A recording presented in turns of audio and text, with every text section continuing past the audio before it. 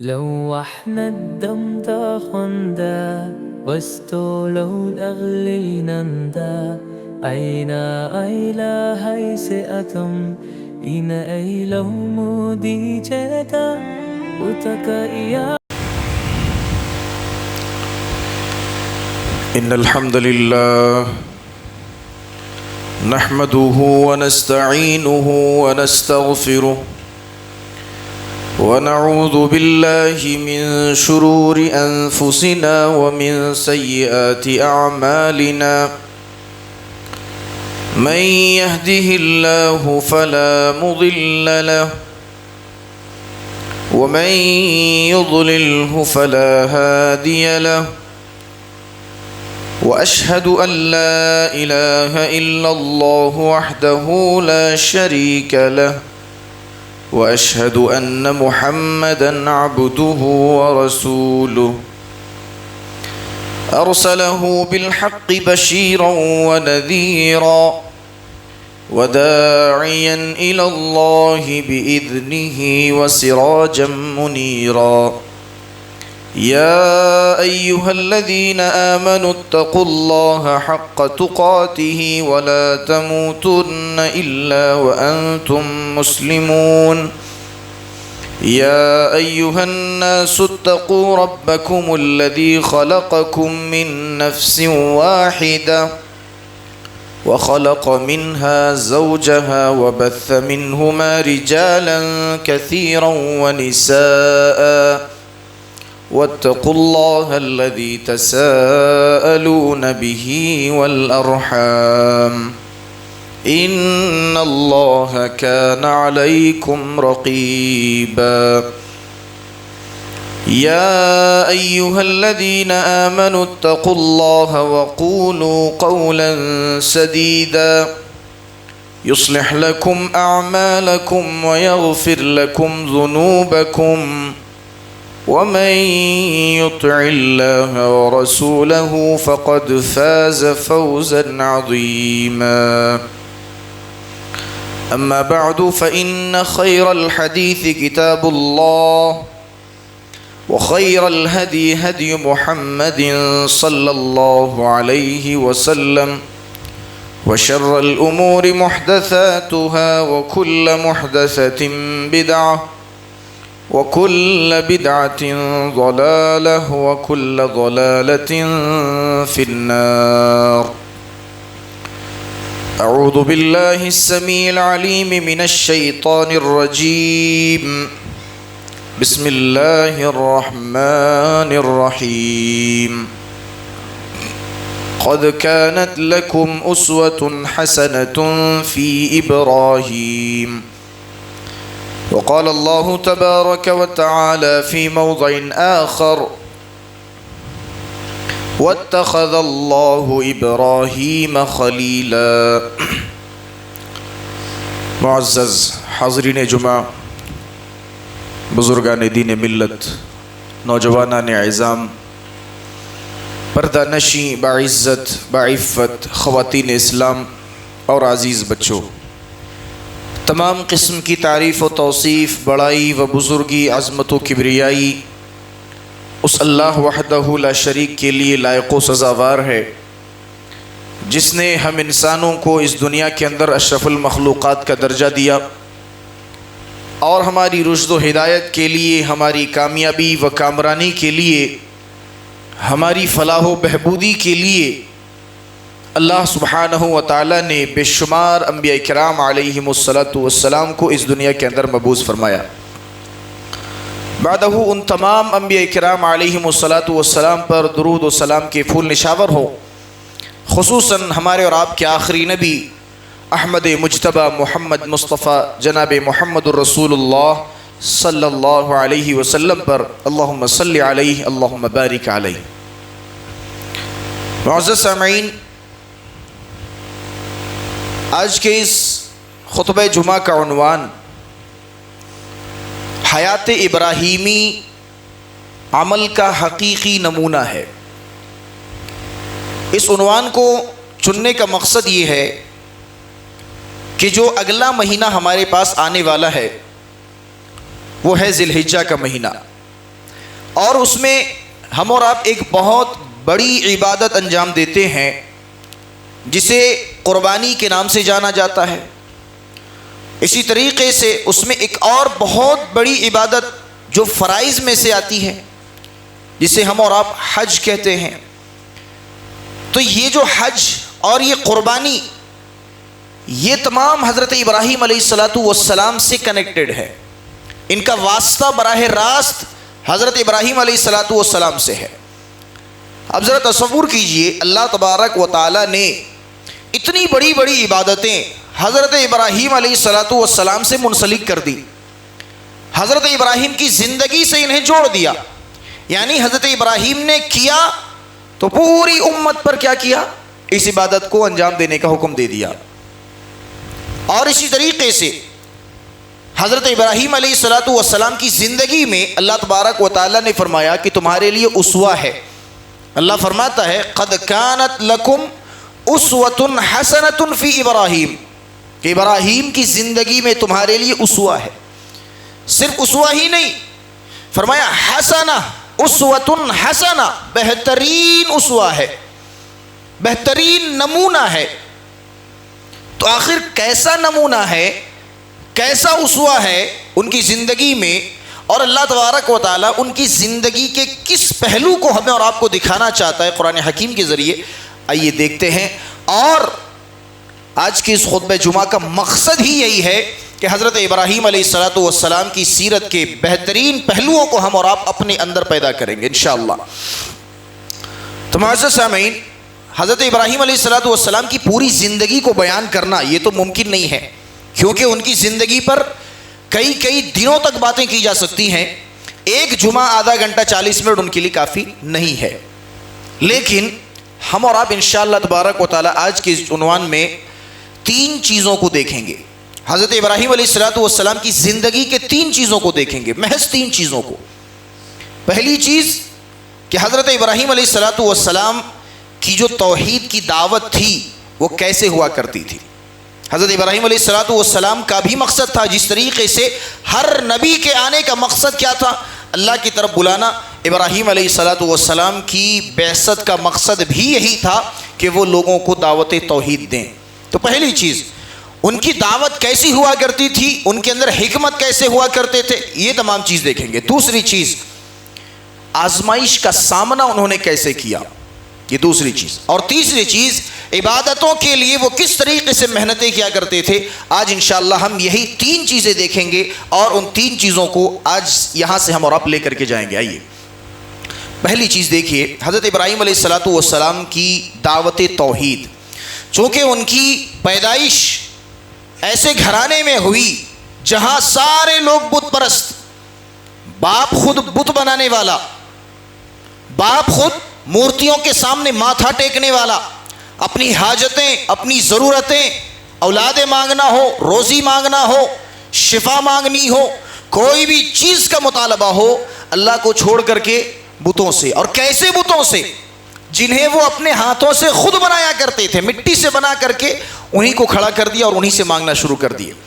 حضرت ابراہیم علیہ السلام جب عقل مند ہوئے، جب انہیں عقل آیا اور انہوں نے دیکھا کہ میری قوم کے لوگ کیا کر رہے ہیں، میرے والد صاحب کیا کر رہے ہیں، میرے ابو کیا کر رہے ہیں، اپنے ہاتھوں سے مورتی بنا کر کے خود انہی سے مانگ رہے ہیں، یہ تو عقل سے پرے کی بات ہو گئی۔ اللہ تبارک و تعالی نے قرآن حکیم کے اندر حضرت ابراہیم علیہ السلام کا واقعہ اس طریقے سے نقل کیا۔ وَإِذْ قَالَ إِبْرَاهِيمُ لِأَبِيهِ آزَرَ أَتَتَّخِذُ أَصْنَامًا آلِهَةً إِنِّي أَرَاكَ وَقَوْمَكَ فِي ضَلَالٍ مُبِينٍ۔ وَإِذْ قَالَ إِبْرَاهِيمُ لِأَبِيهِ، جب ابراہیم علیہ السلام نے اپنے باپ سے، اپنے والد سے کہا، لِأَبِيهِ آزَرَ أَتَتَّخِذُ أَصْنَامًا آلِهَةً، اے میرے ابا جان بتائیے، کیا آپ ایسے بتوں کی عبادت کرتے ہیں، ایسے معبودوں کی عبادت کرتے ہیں، ایسے معبودوں سے روزی مانگتے ہیں، ایسے معبودوں سے اولاد مانگتے ہیں جن کو آپ نے خود اپنے ہاتھوں سے بنایا ہے، جن کو آپ نے اور آپ کی قوم نے خود مٹی سے بنا کر کے کھڑا کیا ہے۔ اتتخذوا اصناما آلہہ، کیا ان بتوں کو آپ اپنا معبود سمجھنے لگ گئے؟ انی اراک وقومک فی ضلال مبین، اے ابا جان میں آپ کو اور آپ کی قوم کو کھلم کھلا گمراہی میں دیکھتا ہوں۔ حضرت ابراہیم علیہ السلام نے پہلے بہت سمجھایا کہ اے ابا جان جس چیز کی آپ عبادت کر رہے ہیں، جس چیز کی عبادت آپ کر رہے ہیں، جس کو معبود سمجھ کر کے اپنی حاجات ان کے سامنے پیش کر رہے ہیں، اے اللہ اے میرے ابا جان یہ سارے کے سارے بتوں کو تو آپ نے اپنے ہاتھوں سے بنایا ہے، بھلا وہ کیسے آپ کی مدد کر سکتے ہیں، بھلا وہ آپ کی ضرورت کیسے پوری کر سکتے ہیں؟ فرمایا یا ابتی لم تعبد ما لا يسمع ولا يبصر، اے ابا جان آپ ان کی عبادت کیوں کرتے ہیں جو نہ آپ کی باتوں کو سن سکتے ہیں نہ آپ کو دیکھ سکتے ہیں۔ یعنی ابراہیم علیہ السلام کا کہنا یہ تھا کہ ابا جان آپ عبادت کر رہے ہیں ٹھیک ہے، اب ذرا عقل لگائیے، اب ذرا دماغ لگائیے کہ جس کو آپ نے اپنے ہاتھوں سے بنایا اور جو نہ آپ کی باتوں کو سن سکتا ہے، جو نہ آپ کو دیکھ سکتا ہے، بھلا وہ آپ کی مدد کیسے کر سکتا ہے؟ ابراہیم علیہ السلام نے بڑے ہی حکمت کے ساتھ کہا یا ابتی، اے ابا جان، نہیں کہا کہ اے ابا جان آپ بہت گناہ کر رہے ہیں میں آپ کا ساتھ نہیں دوں گا، کہا یا ابتی، پیار سے نرمی سے، یا ابتی اے میرے ابا جان، اے میرے پیارے بابا جان، لم تعبدو کیوں ایسے بتوں کی عبادت کر رہے ہیں، ما لا یسمع ولا یبصر، جو آپ کی باتوں کو نہ سن سکتے ہیں نہ آپ کو دیکھ سکتے ہیں، جب وہ خود اپنی ہی حفاظت کی جو ہے طاقت نہیں رکھتے ہیں تو وہ آپ کی مدد کیا کریں گے؟ فرمایا وَإِذْ قَالَ إِبْرَاهِيمُ لِأَبِيهِ آزَرَ، اپنے باپ آزر سے حضرت ابراہیم علیہ السلام نے جب کہا لِأَبِيهِ آزَرَ أَتَتَّخِذُ أَصْنَامًا آلِهَةً، اے ابا جان کیا آپ ان بتوں کی عبادت کرتے ہیں جن کو آپ نے اپنے ہاتھوں سے بنا لیا؟ انی اراک وقومک فی ضلال مبین، بے شک میں آپ کو اور آپ کی قوم کو کھلم کھلا گمراہی میں دیکھتا ہوں۔ آج ہمارے اور آپ کے اندر اتنی طاقت ہے کہ ہم اپنے باپ کو کہہ سکیں کہ ابا آپ یہ غلط کر رہے ہیں؟ ہم کسی کو یہ کہہ سکتے ہیں؟ ہمارے خاندان میں کوئی بڑا ہے، کوئی بزرگ ہے، چچا ہیں، تایا ہیں، ہم کہہ سکتے ہیں کیا کہ چچا آپ یہ غلط کر رہے ہیں، ابا جان آپ یہ غلط کر رہے ہیں، تایا آپ یہ غلط کر رہے ہیں؟ نہیں، ہمارے اندر اتنی طاقت ہی نہیں ہے، ہم نہیں کہہ سکتے۔ کیا کہتے ہیں کہ نہیں ارے وہ بڑے ہیں انہیں کیسے کہیں گے، ناراض ہو جائیں گے، برا مان جائیں گے۔ باپ شراب پی کر کے گھر آ رہا ہے، بیٹے کے اندر اتنی مجال نہیں ہے کہ باپ کو یہ کہہ سکے ابا جان آپ یہ جو کام کر رہے ہیں یہ حرام ہے۔ باپ تعویذ لٹکا کر کے دن بھر گھوم رہا ہے، نمازیں نہیں، روزے نہیں، زکوٰۃ نہیں، حج نہیں، کوئی بھی چیز نہیں، تعویذ لٹکا کر کے باپ سمجھتا ہے کہ میری ساری مصیبتیں حل ہو جائیں گی۔ بیٹا موحد، بیٹا اللہ کی عبادت کرنے والا، لیکن باپ کو نہیں کہہ سکتا کہ ابا جان آپ نے گلے میں یہ جو تعویذ لٹکایا ہے یہ حرام ہے، یہ شرک ہے۔ نہیں ہے اتنی طاقت۔ سب سے پہلا سبق کیا ملا؟ چاہے کوئی بھی ہو سامنے والا، چاہے باپ ہو، بھائی ہو، بیٹا ہو، چچا ہو، تایا ہو، کوئی بھی ہو، باپ ہو چاہے کوئی بھی رشتہ دار ہو، اسے توحید کی دعوت دی جائے گی بغیر ڈرے ہوئے، چاہے کچھ بھی اس کا جو ہے نتیجہ ہو۔ نتیجہ کیا ہوا؟ حضرت ابراہیم علیہ السلام نے جب دعوت دی اپنے باپ کو، ان کے باپ نے انہیں گھر سے نکال دیا، گھر سے نکال دیا۔ گھر میں اب رہنے کی جگہ نہیں، کہا کہ جاؤ اب تمہارے لیے یہاں پہ رہنے کی جگہ نہیں ہے۔ لیکن حضرت ابراہیم علیہ السلام بھی کوئی معمولی شخصیت تو نہیں تھے۔ اللہ تبارک و تعالیٰ نے جن کے تعلق سے یہ کہا ہو کہ وَاتَّخَذَ اللَّهُ إِبْرَاهِيمَ خَلِيلًا، کہ اللہ رب العالمین نے جن کو خلیل بنایا۔ ایک چیز کی وضاحت کر دیتا ہوں میں یہاں پہ، خلیل کسے کہتے ہیں؟ دوست کو کہتے ہیں، خلیل دوست کو کہتے ہیں۔ عربی میں اور بھی کئی سارے الفاظ آتے ہیں دوست کے لیے، صدیق کہتے ہیں دوست کو، اور اسی طریقے سے اور بھی کئی سارے ہیں، لیکن خلیل کسے کہتے ہیں؟ خلیل اسے کہا جاتا ہے جسے دل سے محبت ہو، دل سے جسے چاہا گیا ہو۔ تو اللہ تبارک و تعالیٰ نے کہا کہ میرا خلیل کون ہے؟ ابراہیم۔ واتخذ اللہ ابراہیم خلیلا، ہم نے ابراہیم کو خلیل بنایا، یعنی اپنا جگری دوست بنایا۔ تو حضرت ابراہیم علیہ السلام کو جب اللہ نے جگری دوست بنایا تو جگری دوست ہونے کے ناطے اللہ تبارک و تعالیٰ نے کیا کیا چیزیں انہیں دکھائیں، فرمایا وَكَذَلِكَ نُرِي إِبْرَاهِيمَ مَلَكُوتَ السَّمَاوَاتِ وَالْأَرْضِ، ہم نے ابراہیم علیہ السلام کو اپنا خلیل بنایا، ہم نے اپنا جگری دوست بنایا، اور جگری دوست ہونے کے ناطے، خلیل ہونے کے ناطے ہم نے انہیں زمین و آسمان کی بادشاہت دکھائی۔ وَكَذَلِكَ نُرِي إِبْرَاهِيمَ مَلَكُوتَ السَّمَاوَاتِ وَالْأَرْضِ، زمین و آسمان کی ایسی بادشاہت دکھائی کہ ہم نے آج سے پہلے کسی کو ایسی بادشاہت نہیں دکھائی تھی۔ کیسی بادشاہت؟ یاد کیجئے حضرت ابراہیم علیہ السلام نے ایک دفعہ اللہ تبارک و تعالیٰ سے کہا ربی ارینی کیف تحیی الموتیٰ، اے اللہ، اے میرے پروردگار، میں دیکھنا چاہتا ہوں کہ تم مردوں کو کیسے زندہ کرتا ہے۔ حضرت ابراہیم علیہ السلام سے پہلے آج تک کسی نے ایسا سوال اللہ سے نہیں کیا۔ بہت سارے نبی آئے، بہت سارے رسول آئے اور آ کر کے چلے گئے، لیکن کسی نے ایسا سوال نہیں کیا کہ اے اللہ، اے میرے پروردگار، اے میرے رب، تو مردوں کو کیسے زندہ کرتا ہے، یہ میں دیکھنا چاہتا ہوں، تو مجھے دکھا دے۔ حضرت ابراہیم علیہ السلام چونکہ اللہ کے خلیل ہیں، اللہ کے جگری دوست ہیں، اللہ سے کہہ اٹھے اے اللہ، تو مردوں کو کیسے زندہ کرتا ہے، مجھے ذرا دکھا دے۔ اللہ نے سوال کیا قال ولم تؤمن، اے ابراہیم بتاؤ کیا تمہیں مجھ پر ایمان نہیں ہے؟ کیا میری پیدائش پر تجھے ایمان نہیں ہے؟ کیا میں لوگوں کو پیدا کرتا ہوں، موت دیتا ہوں، دوبارہ زندہ کرتا ہوں، اس بات پر تجھے ایمان ہے کہ نہیں ہے؟ کہا اے اللہ ایمان تو ہے، وَلَمْ يَطْمَئِنَّ قَلْبِي، اے اللہ میں صرف اپنے دل کے اطمینان کے لیے تجھ سے سوال کرتا ہوں۔ اے اللہ تو زمین و آسمان کا بادشاہ ہے، تیرے لیے زمین و آسمان کی ملکیت ہے، اے اللہ اگر تو مجھے یہ ایک کام دکھا دے تو میرے دل کو مطمئن ہو جائے گا، میرے دل کو اطمینان آ جائے گا۔ اللہ تبارک و تعالی نے فرمایا لِيَطْمَئِنَّ قَلْبِي قَالَ فَصُرْ إِلَيْكَ ثُمَّ جَعَلَ عَلَى كُلِّ جَبَلٍ مِّنْهُنَّ جُزْءًا ثُمَّ ادْعُهُنَّ يَأْتِينَكَ سَعْيًا۔ اے ابراہیم علیہ السلام جاؤ، اگر تمہیں یہ خواہش ہے، تمہاری یہ تمنا ہے کہ تم میری خلقت کو دیکھنا چاہتے ہو، میں مردوں کو کیسے دوبارہ زندہ کرتا ہوں، اگر تم یہ دیکھنا چاہتے ہو تو چلو 4 پرندوں کو لے لو اور 4 پرندوں کو ٹکڑوں میں تقسیم کر دو، ان کی بوٹیاں بنا دو اور انہیں الگ الگ پہاڑیوں میں جا کر کے رکھ دو اور تم واپس آ کر کے انہیں پکارو۔ حضرت ابراہیم علیہ السلام نے ویسا ہی کیا، 4 پرندے لیے، چاروں کو ٹکڑے کرنے کے بعد ایک پرندے کے گوشت کو دوسرے پرندے کے گوشت سے ملا دیا، یعنی کون سے پرندے کا گوشت کون سے پرندے میں چلا گیا حضرت ابراہیم علیہ السلام کو بھی نہیں معلوم ہے۔ اللہ نے کہا اب جاؤ 4 الگ الگ پہاڑوں میں ان گوشت کو رکھ دو۔ حضرت ابراہیم علیہ السلام نے ویسا ہی کیا، 4 الگ الگ پہاڑوں میں جا کر کے تھوڑے گوشت یہاں پر رکھے، تھوڑے گوشت وہاں پر رکھے، تھوڑی بوٹیاں اس پہاڑ میں رکھی، تھوڑی بوٹیاں دوسرے پہاڑ میں رکھیں اور دور آ کر کے جب پکارا کہ اے پرندوں آ جاؤ میرے پاس، اللہ تبارک و تعالیٰ کے حکم سے وہ پرندے زندہ ہو گئے اور اڑتے ہوئے تیزی کے ساتھ حضرت ابراہیم علیہ السلام کے قریب آ گئے۔ تو اللہ تبارک و تعالیٰ نے دکھایا، کسے دکھایا؟ اپنے خلیل کو۔ آج سے پہلے ایسا سوال بھی کسی نے نہیں کیا اور آج سے پہلے ایسا معجزہ بھی، ایسا کارنامہ بھی اللہ رب العالمین نے کسی نبی کے لیے نہیں دکھایا۔ تو یہ حضرت ابراہیم علیہ السلام کی ایک خصوصیت ہے۔ تو حضرت ابراہیم علیہ السلام دعوت کے لیے نکلے اور اپنی قوم کو پھر سے سمجھانے کے لیے گئے۔ اور کیسے سمجھایا؟ قوم والوں کو جب کہا کہ جن کی تم عبادت کرتے ہو یہ سراسر غلط ہے، یہ معبود باطل ہیں، قوم والوں نے ماننے سے انکار کر دیا، بھگا دیا، نمرود کے پاس لے گئے۔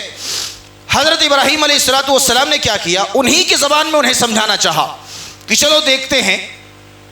ایک ناٹک کیا حضرت ابراہیم علیہ السلام نے، ان کے سامنے ایک ناٹک کیا۔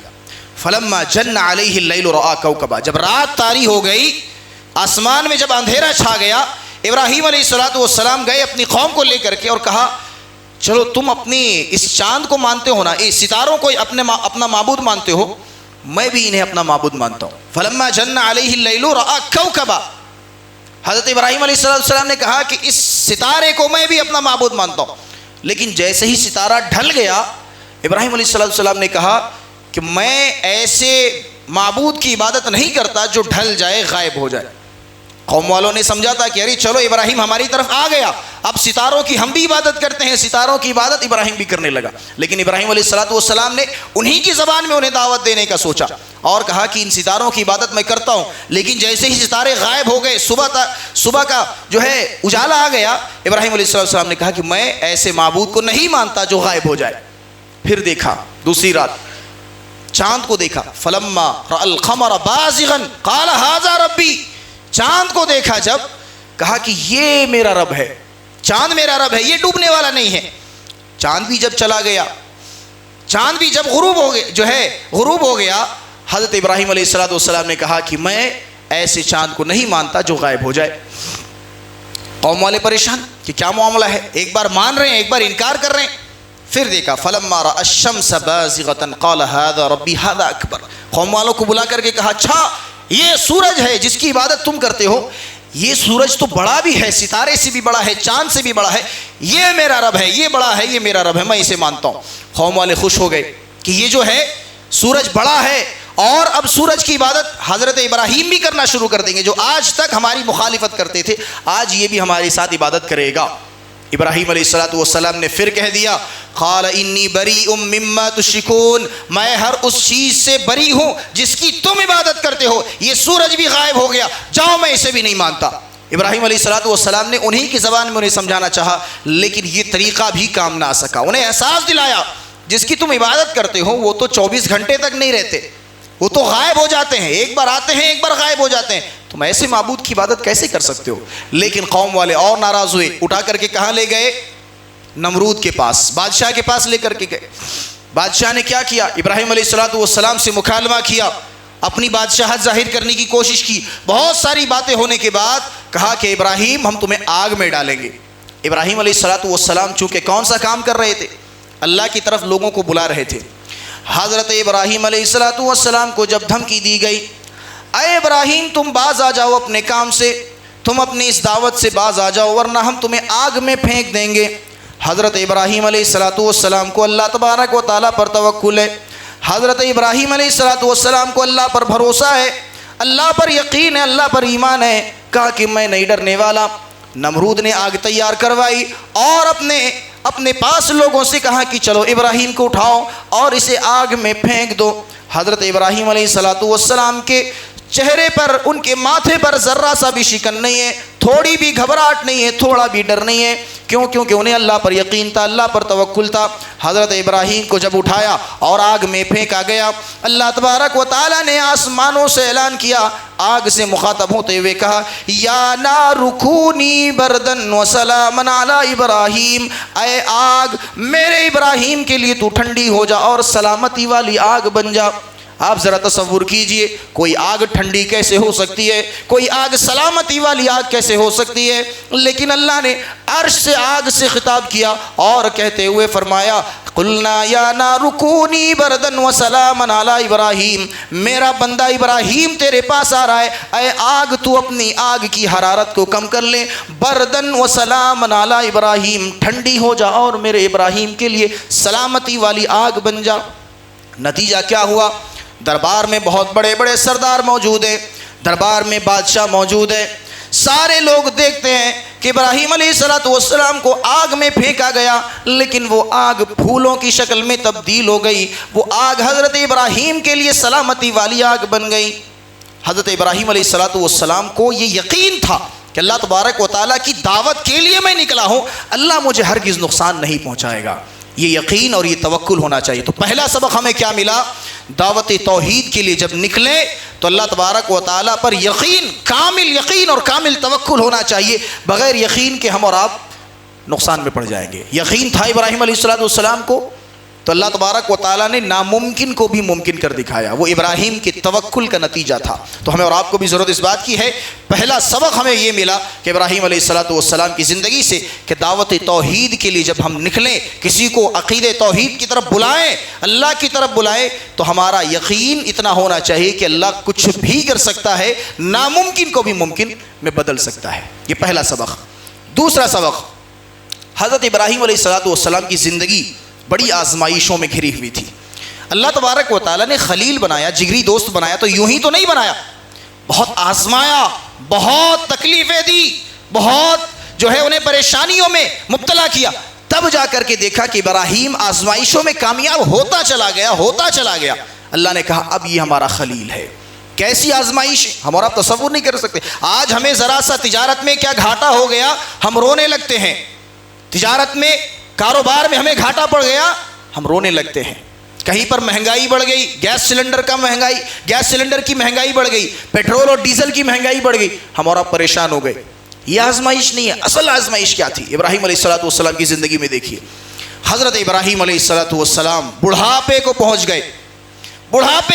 گئے، اولاد نہیں ہے، ہاتھ اٹھاتے ہیں اللہ سے، کیا دعا کرتے ہیں؟ ربی حبلی من الصالحین، اے اللہ میں تجھ سے دعا کرتا ہوں، اے میرے پروردگار میری اولاد نہیں ہے، ربی حبلی من الصالحین، اے اللہ تو مجھے نیک اولاد عطا کر۔ ایک سبق یہ بھی ملا کہ اولاد مانگے تو نیک اولاد مانگے۔ ہم اور آپ صرف اولاد مانگتے ہیں، اولاد میں بھی اپنے پسند کا اولاد مانگتے ہیں۔ اللہ بیٹا چاہیے، اللہ بیٹا چاہیے جسے میں ڈاکٹر بناؤں گا، اللہ بیٹا چاہیے جسے میں انجینئر بناؤں گا، اللہ میرا کاروبار بہت بڑا ہے، سنبھالنے کے لیے ایک بیٹا چاہیے مجھے۔ آج ہماری اور آپ کی سوچ یہ ہوتی۔ ابراہیم علیہ السلام 80 سال کی عمر کو پہنچ گئے ہیں، کیا دعا کرتے ہیں؟ ربی حبلی من الصالحین، اللہ بیٹا چاہیے، اولاد چاہیے، لیکن نیک چاہیے، تو ہی نیک دے، میں نیک نہیں کر سکتا، میرے اندر شاید اتنی استطاعت نہ ہو کہ میں اپنی تربیت میں اسے نیک بنا دوں، اللہ تو مجھے نیک بیٹا عطا کر۔ اللہ نے دعا سنی، دعا اتنی پسند آئی اللہ کو، اتنی پسند آئی، قرآن حکیم میں اس دعا کو تا قیامت تک کے لیے محفوظ کر دیا۔ آج بھی جب ہمیں اولاد مانگنی ہوتی ہے تو ہم بھی یہی دعا کرتے ہیں، ربی حبلی من الصالحین۔ یہ دعا مانگنی چاہیے ہمیں اور آپ کو۔ اللہ نے فوراً قبول فرمائی دعا۔ فبشرناہ بغلام حلیم، جاؤ ابراہیم ہم نے تمہیں ایک بردبار، ایک پاک دامن بیٹے کی بشارت دے دی۔ فبشرناہ بغلام حلیم، اللہ نے بہت لمبی مدت کے بعد، ایسا نہیں کہ اللہ جیسے حضرت ابراہیم نے دعا کی اللہ نے فوراً قبول کر لی، نہیں، یہی تو آزمائش ہے۔ ابراہیم گڑ گڑاتے رہے، 80 سال کی عمر کو پہنچ گئے، گڑ گڑا رہے ہیں، رو رہے ہیں، اپنے آنکھوں سے آنسو بہا رہے ہیں، اللہ بیٹا چاہیے، نیک اولاد چاہیے۔ اللہ نے کہا چلو ابراہیم تمہارا وقت آ گیا، تمہاری دعا ہم قبول کرتے۔ فبشرناہ بغلام حلیم، جاؤ ہم نے تمہیں ایک بردبار اور پاکیزہ بیٹا عطا کیا۔ ابراہیم علیہ السلام بڑے خوش ہو گئے، بہت خوش ہو گئے۔ بیٹے کی خوشی کسے نہ ہو بھائی، بیٹا گھر میں آئے اور خوش نہ ہو باپ، ایسا تو ہو نہیں سکتا، پورا خاندان خوش ہو جاتا ہے۔ باپ کی خوشی کی حالت یہ ہوتی ہے، خوشی کا عالم یہ ہوتا ہے کہ فوراً بکرے تلاش کرنے کے لیے جاتا ہے کہ جلدی سے میں بکرا لے کر کے آؤں، عقیقہ کرنا ہے، بیٹا گھر میں آیا ہے، مٹھائیاں چاروں طرف بانٹنے لگتا ہے۔ ابراہیم علیہ السلام کی بھی حالت کچھ ایسی تھی، بہت خوش ہوئے، لیکن اللہ نے کیا حکم دیا؟ ابراہیم اپنے بیٹے کے ساتھ تم نہیں رہ سکتے، تم اپنی بیوی کے ساتھ بھی نہیں رہ سکتے، اپنی بیوی کو اور بیٹے کو اٹھاؤ اور جاؤ سنسان علاقے میں، صحرا میں، جنگل میں چھوڑ کر کے آ جاؤ، جہاں نہ پانی ہو نہ کھانا ہو، ایسے علاقے میں چھوڑ کر کے آئے۔ ابراہیم علیہ السلام کی خوشی کا عالم کیا تھا؟ بڑے خوش، 80 سال کی عمر میں بیٹا ملا، خوش ہونے کا عالم۔ لیکن اللہ نے ایسی آزمائش میں مبتلا کیا کہ کہا ابراہیم تمہارا بیٹا تو ہوا ہے، تم اپنے بیٹے کے ساتھ رہ نہیں سکتے، اٹھاؤ اپنے بیٹے کو، اپنی بیوی کو، جاؤ صحرا میں اور جنگل میں چھوڑ کر کے آ جاؤ۔ ابراہیم علیہ السلام گئے، دل پر پتھر رکھ کر اٹھے، اپنی بیوی کو اور حضرت اسماعیل علیہ السلام کو، حضرت ابراہیم کے بیٹے کا نام حضرت اسماعیل علیہ السلام، دونوں کو لیا اور جا کر کے جنگل میں صحرا میں چھوڑ کر کے آ گئے۔ کچھ کھانے کی چیزیں اور کچھ پانی پینے کے لیے دیا اور وہاں سے پلٹ کر کے آ گئے۔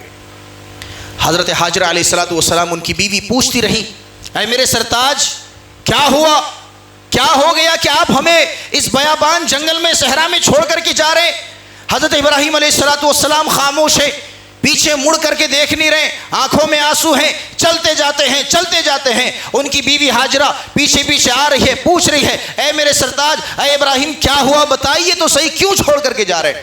آخرکار بیوی بھی کس کی؟ خلیل اللہ کی۔ بیوی کو بھی سمجھ آ گیا کہ ضرور اللہ کا حکم ہوگا۔ کہا کہ اگر اللہ کا حکم ہے تو ایک بار کہہ دیجئے کہ ہاں یہ اللہ کا حکم ہے۔ ابراہیم نے کہا کہ ہاں یہ اللہ کا حکم ہے۔ بیوی بھی صبر کے ساتھ اپنے اس معصوم بچے کو، چھوٹے بچے کو، دودھ پیتے بچے کو لے کر کے اس جنگل میں، صحرا میں، بیابان میں رہ گئی۔ حضرت ابراہیم علیہ السلام چلے گئے۔ اور اب کیا ہوا؟ ایک باپ کی بڑی خواہش یہ ہوتی ہے کہ باپ اپنے بچے کا، اپنے بیٹے کا بچپنا دیکھنا چاہتا ہے، وہ پہلا قدم کیسے لیتا ہے، وہ اپنی زبان سے پہلے کس الفاظ کو ادا کرتا ہے، وہ کب مسکراتا ہے، وہ کب روتا ہے، وہ کیسے اپنے باپ کے ہاتھ کو پکڑتا ہے، کبھی پریشان کرتا ہے، یہ ساری چیزیں ایک باپ چاہتا ہے کہ وہ یہ ساری چیزوں کا تجربہ کرے۔ لیکن ابراہیم علیہ السلام کو اللہ نے ان سب چیزوں سے کیا کیا؟ محروم کر دیا، آزمائش، بطور آزمائش۔ حضرت ابراہیم علیہ السلام یہ ساری آزمائشیں سہتے گئے۔ 80 سال کی عمر میں بیٹا ملا، لیکن بیٹے کے ساتھ رہنے کا موقع میسر نہیں ملا۔ حضرت ابراہیم علیہ السلام کو اپنے بیٹے کا بچپنا بھی نظر نہیں آیا۔ اللہ نے فرمایا فَلَمَّا بَلَغَ مَعَهُ السَّعْيَ، جب اسماعیل علیہ السلام تھوڑے بڑے ہو گئے، جب چلنے پھرنے لگ گئے، دوڑنے لگ گئے، ابراہیم علیہ السلام کو خواب میں اللہ رب العالمین نے دکھایا کیا ابراہیم جاؤ اپنے بیٹے کو ذبح کر دو۔ اللہ اکبر، بیٹا 80 سال میں ملا، بچپنا باپ نے دیکھا نہیں، جب جا رہے ہیں تو اللہ نے کہا جاؤ ذبح کر دو بیٹے کو۔ فرمایا اللہ رب العالمین نے فلما بلغ معه السعي قال يا بني اني ارى في المنام اني اذبحك فانظر ماذا ترى۔ جب اسماعیل علیہ السلام دوڑنے کھیلنے کی عمر کو پہنچ گئے، اللہ نے کہا کہ اے ابراہیم جاؤ اب اپنے بیٹے کو ذبح کر دو، یہ میرا حکم ہے۔ حضرت ابراہیم علیہ السلام اپنے بیٹے کے پاس گئے، انی ارا فی المنام انی اذبحک فانظر ماذا ترى، اے میرے بیٹے، اے میرے لخت جگر، اے میرے نور نظر، میں نے خواب میں دیکھا ہے۔ حضرت ابراہیم علیہ السلام نے خواب میں دیکھا تھا۔ آدمی خواب کی باتوں کو یوں بھی ٹال سکتا ہے کہ چلو خواب ہوگا، حقیقی بات تو نہیں ہے، لیکن ابراہیم علیہ السلام کو معلوم ہے کہ ایک نبی کا خواب سچا ہوا کرتا ہے، ایک نبی کا خواب وہی ہوا کرتی ہے۔ حضرت ابراہیم علیہ السلام گئے، فلما بلغ معه السعي قال یا بني، اے میرے بیٹے، اے میرے بچے، انی ارا فی المنام انی اذبحک فانظر ماذا ترى، میں نے خواب میں دیکھا ہے کہ اللہ نے مجھے حکم دیا ہے کہ میں تجھے ذبح کر رہا ہوں۔ فانظر ماذا ترى، بتاؤ اے میرے بچے تمہاری کیا رائے ہے، بتاؤ تم اس تعلق سے کیا سوچتے ہو، بتاؤ تم تیار ہو یا نہیں ہو۔ حضرت ابراہیم علیہ السلام نے جیسے ہی یہ خواب اپنے بیٹے اسماعیل کے سامنے بیان کیا کہ اے میرے بچے، اے میرے بیٹے، میں تجھے خواب میں ذبح کر رہا ہوں، بتا تیری کیا رائے ہے۔ حضرت اسماعیل علیہ السلام بھی بیٹے کس کے ہیں؟ خلیل اللہ کے بیٹے، اللہ کے دوست کے بیٹے، فوراً کہہ اٹھے، ابھی زیادہ عمر بھی نہیں ہے، معصوم ہے، کہہ اٹھے ستجدنی انشاءاللہ من الصابرین، یا ابت افعل ماذا تؤمر، اے ابا جان آپ کو جو حکم دیا گیا ہے، آپ کو جو وحی کی گئی ہے، آپ وہ کر گزریے۔ ستجدنی انشاءاللہ من الصابرین، اے ابا جان آپ مجھے صبر کرنے والوں میں سے پائیں گے، یعنی میں ضد بھی نہیں کروں گا، میں روؤں گا بھی نہیں، میں آپ سے شکوے شکایت بھی نہیں کروں گا کہ مجھے کیوں ذبح کر رہے ہیں، کسی اور کو ذبح کر دیجئے، میرا اس سے کیا ہے، آپ کو اللہ نے حکم دیا، آپ جائیے جو کرنا ہے کریے۔ نہیں، حضرت اسماعیل علیہ السلام نے کہا یا ابت افعل ما تؤمر، اے ابا جان آپ کو جو حکم ملا ہے اللہ کی جانب سے کر گزریے، اللہ نے جو حکم دیا ہے وہ کر کے رہیے۔ ستجدنی انشاءاللہ من الصابرین، اے ابا جان آپ مجھے صبر کرنے والوں میں سے پائیں گے۔ فلما اسلم وتلہ للجبین، حضرت ابراہیم علیہ السلام اپنے بیٹے کو، ننھے سے معصوم بیٹے کو لے کر کے جنگل میں چلے جاتے ہیں، اپنی بیوی ہاجرہ سے کہتے ہیں اللہ نے حکم دیا ہے، ذبح کرنے کا حکم دیا ہے، اب کیا کیا جائے۔ حضرت ہاجرہ علیہ السلام بھی ماں ہیں، ماں کی ممتا بھی رو رہی ہے، اور حضرت ہاجرہ علیہ السلام بھی روتے ہوئے بھی حضرت ابراہیم علیہ السلام کی بات کو ٹال نہیں سک رہی ہیں، کیونکہ اللہ کا فرمان آ چکا ہے، اللہ کا حکم آ چکا ہے۔ حضرت ابراہیم علیہ السلام کہتے ہیں اے میری بیوی چلو بچے کو تیار کر دو، جنگل لے کر کے جانا ہے، چھری لے کر کے جانا ہے اور وہاں پر ذبح کرنا ہے۔ اللہ تبارک و تعالیٰ نے قرآن حکیم کے اندر فرمایا فلما اسلم وتلہ للجبین، جب حضرت ابراہیم نے اپنے بیٹے اسماعیل کو جو ہے لٹا دیا اور پشت کی بل لٹایا، یعنی ان کا سر ادھر ہے اور ادھر سے ذبح کرنے والے چھری بھی گردن پر رکھ چکے ہیں، جیسے ہی چھری چلاتے ہیں اللہ تبارک و تعالیٰ نے کہا فلما اسلم وتلہ للجبین، کہ اسماعیل علیہ السلام کو جیسے ہی ذبح کرنے والے تھے اللہ نے آسمانوں سے جنت سے ایک مینڈھا بھیج دیا، ایک دمبا بھیج دیا، اور چھری چلتی تو ابراہیم کے گلے پر، لیکن دیکھتے ہیں کہ ابراہیم علیہ السلام حضرت اسماعیل علیہ السلام محفوظ ہیں، ان کی جگہ پر اللہ تبارک و تعالیٰ نے جو دمبا بھیجا، مینڈھا بھیجا، اس مینڈھے پر ان کی چھری چلتی ہے۔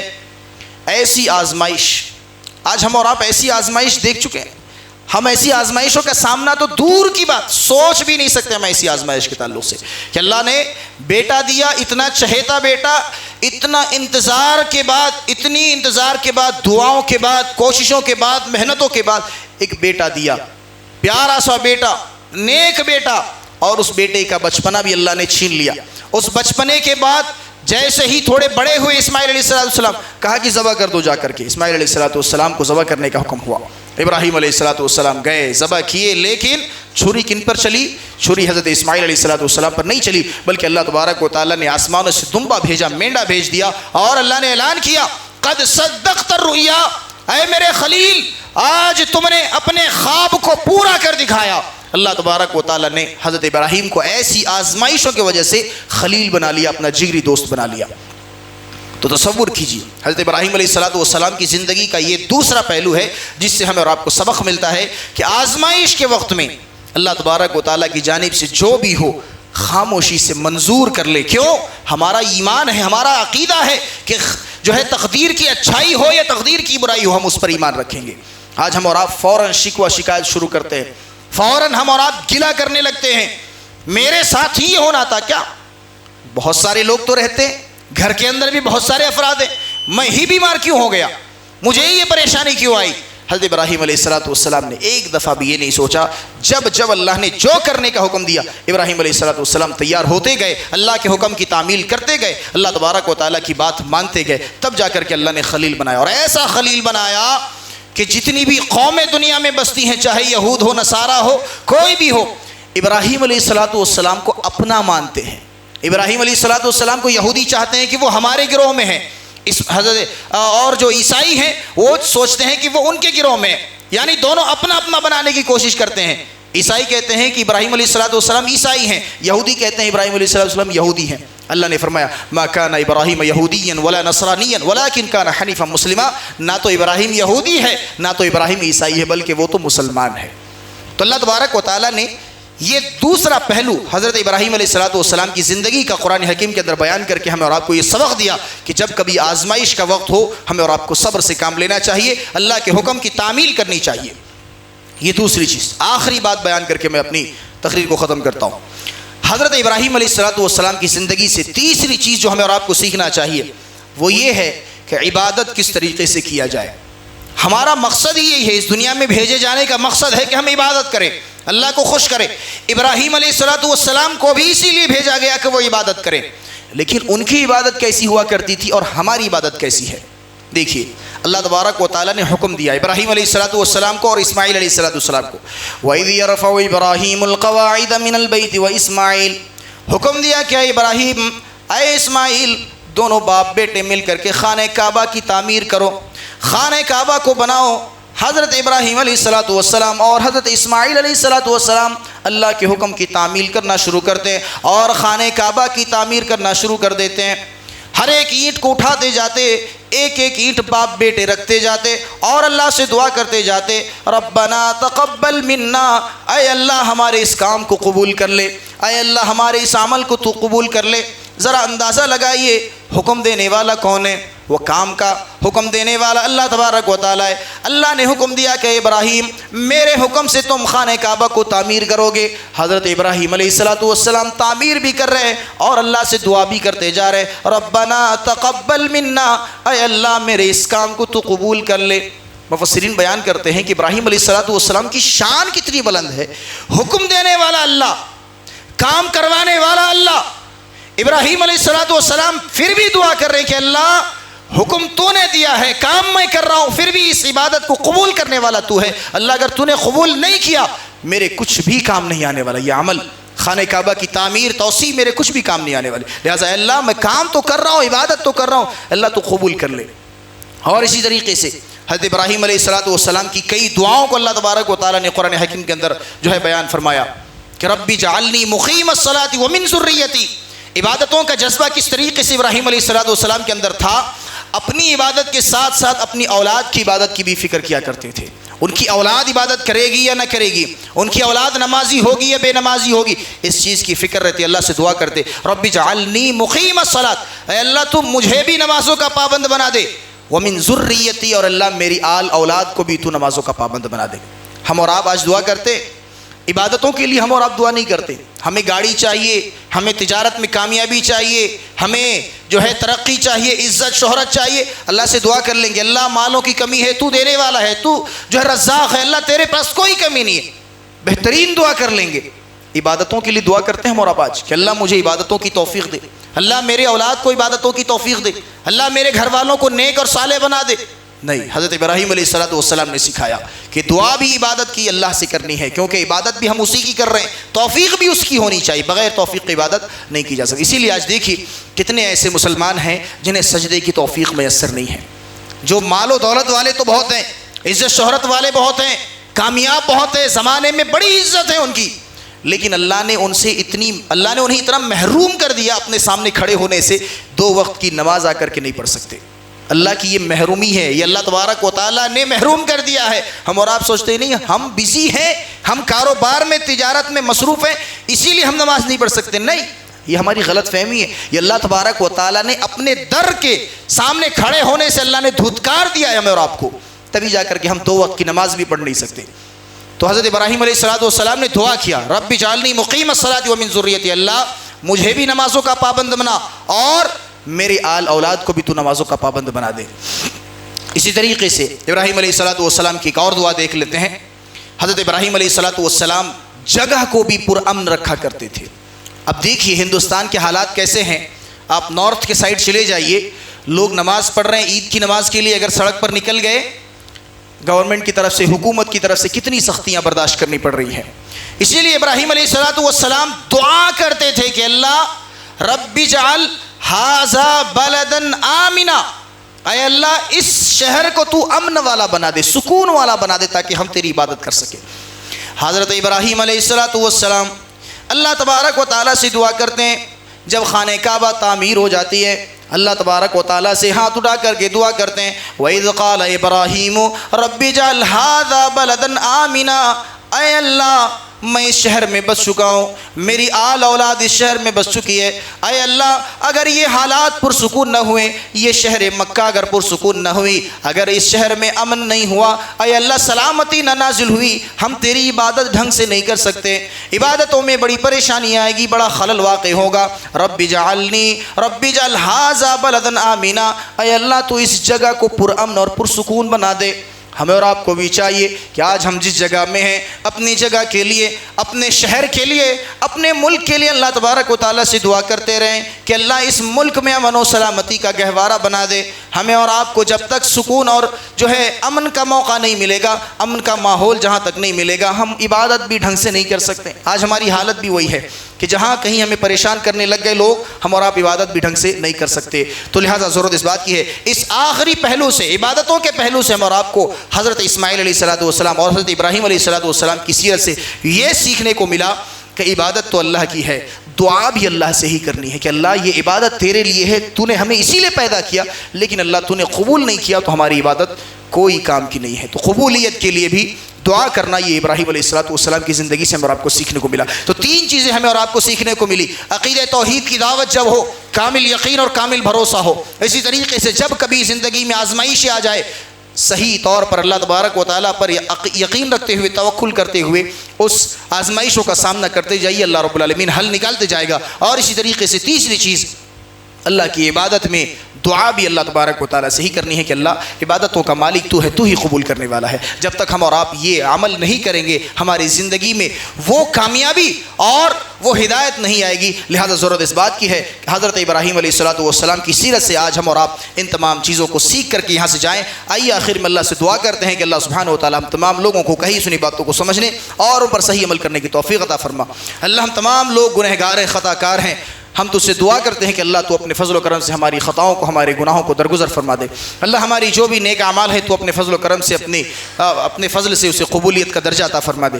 اللہ ہمارے دلوں میں حضرت ابراہیم علیہ السلام کی عبادتوں کی طرح جذبہ پیدا کر دے. اللہ ہمارے دلوں میں حضرت ابراہیم علیہ السلام کی طرح صبر پیدا کر دے. اللہ ہمارے دلوں میں حضرت ابراہیم علیہ السلام کی طرح توکل پیدا کر دے. اللہ ہم اس دنیا میں جب تک زندہ رکھ، حالت اسلام میں زندہ رکھ، اور جب ہمارا خاتمہ ہو تو خاتمہ بالخیر ہو. اقول قولی ھذا واستغفر اللہ لی ولکم ولسائر المسلمین انہ تعالی جواد ملک بر رؤوف رحیم.